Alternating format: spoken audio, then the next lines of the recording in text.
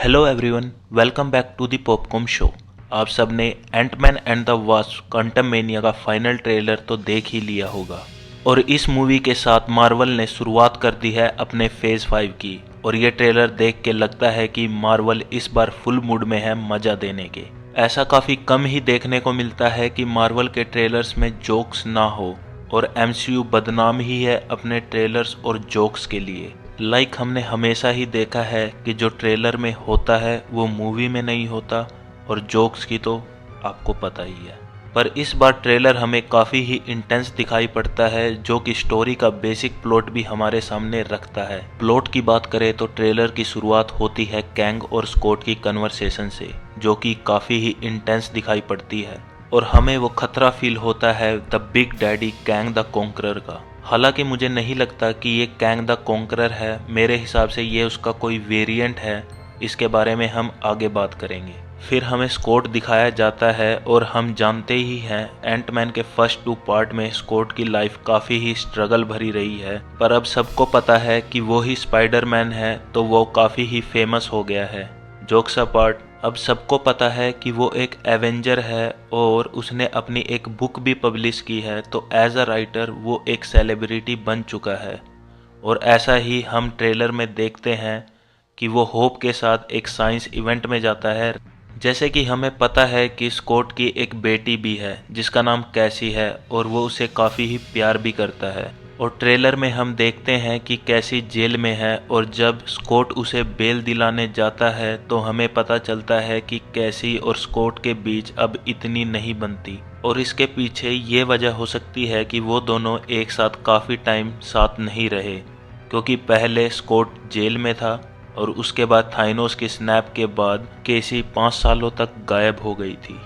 और स्कॉट ये चाहता है कि काश वो अपनी बेटी को खुद बड़ा होते देख सकता और उसका ख्याल रख पाता। फिर नेक्स्ट सीन में हम देखते हैं कि केसी ने कोई डिवाइस बनाया है क्वांटम रिल्म में जाने के लिए, जिसमें कुछ गड़बड़ के कारण वो सब क्वांटम रिल्म में चले जाते हैं। और इस सीन में एक और डिटेल है, जैसे ही केसी का हाथ छूटता है स्कॉट से और वो उसमें जाने लगती है तो स्कॉट भी अपना हाथ छोड़ देता है उसे बचाने के लिए।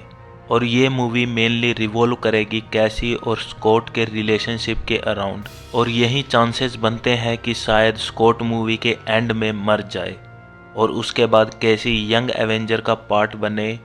तो भाई लोग इस दर्द के लिए तैयार रहना। फिर आगे हम देखते हैं कि स्कॉट और कैसी कैंग के पास ट्रांसफ़र होते हैं और वहीं पर हैंक, होप और जैनेट उनसे कहीं दूर किसी और प्लेस पर ट्रांसफ़र होते हैं। और जैसे कि जैनेट काफ़ी टाइम तक क्वांटम रिल्म में फंसी हुई थी, तो वो जानती है कि कैंग कितना बड़ा खतरा है, इसलिए वो स्कॉट को कैंग से दूर रखना चाहती है।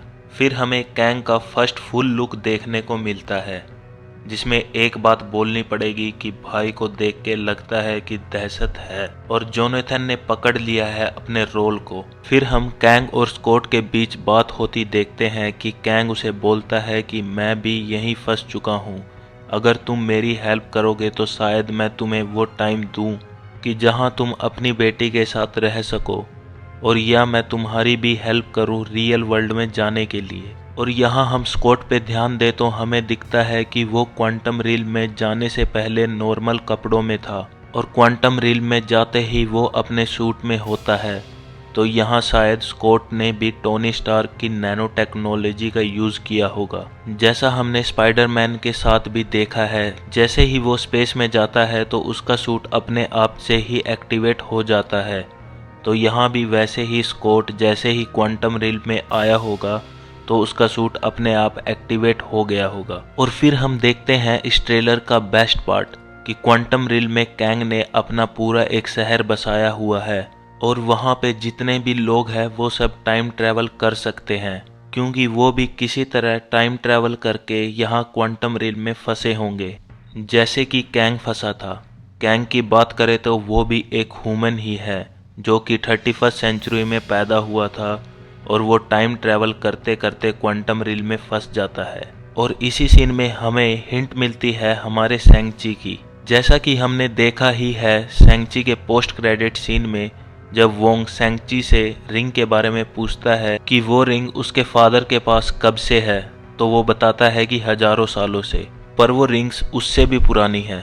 अगर हम ध्यान से देखें तो वो रिंग्स और कैंग के किंगडम की रिंग्स पे एक जैसे ही डिज़ाइन और लैंग्वेज है, और ऐसी ही लैंग्वेज हमने इटर्नल्स में भी देखी है। और ये सारे कनेक्शंस मिलना एक इशारा है बड़े इवेंट का।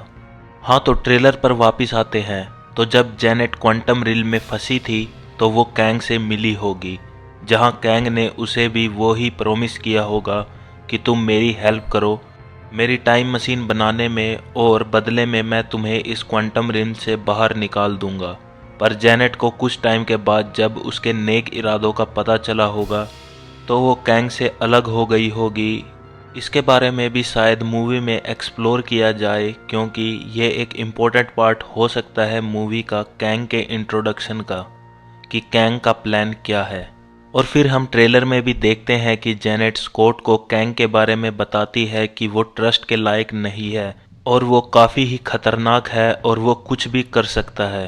पर स्कॉट अपनी बेटी को बचाने के लिए कैंग का साथ देगा और उसे जो भी चाहिए वो उसे लाकर देगा, पर कैंग उसके साथ बिट्रे कर सकता है, जिसके बाद हमें वो एपिक बैटल देखने को मिले कैंग और स्कॉट के बीच।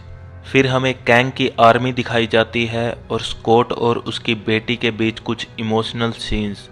फिर हम कैंग और स्कॉट के बीच फाइट देखते हैं, जहां स्कॉट की काफ़ी ही धुलाई हुई है, पर कैंग का आर्मर भी डिस्ट्रॉय हो गया है। और मुझे लगता है कि यहाँ कैंग हार जाएगा और फिर वो अपनी आर्मी की हेल्प से टाइम ट्रैवल करके किसी और जगह ट्रांसफ़र हो जाएगा, और वहीं पर स्कॉट फिर क्वांटम रिल में फंस जाएगा, और मे बी स्कॉट फिर क्वांटम रिल में ही फंस कर रह जाए, और maybe he played once again important role in Secret Wars, जैसे उसने एवेंजर एंड गेम में किया था।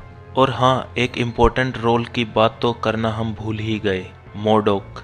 जैसा कि हमने एंटमैन के फर्स्ट पार्ट के विलेन येलो जैकेट को देखा था, तो वो भी क्वांटम रिल में चला जाता है, जिससे उसकी सारी बॉडी म्यूटेटेड हो जाती है, और फिर कैंग उसे बचा लेता है और उससे डील करता है कि मैं तुम्हें बचा लूँगा, पर उसके बदले में तुम्हें मेरा साथ देना होगा।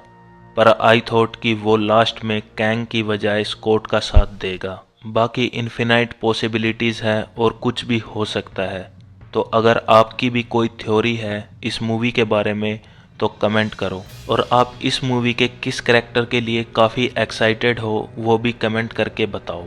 तो गाइज़, इन द एंड, अगर आपको ये वीडियो थोड़ी भी अच्छी लगी हो तो इस चैनल को सपोर्ट करने के लिए वीडियो को लाइक करो और चैनल को सब्सक्राइब करो। Peace out.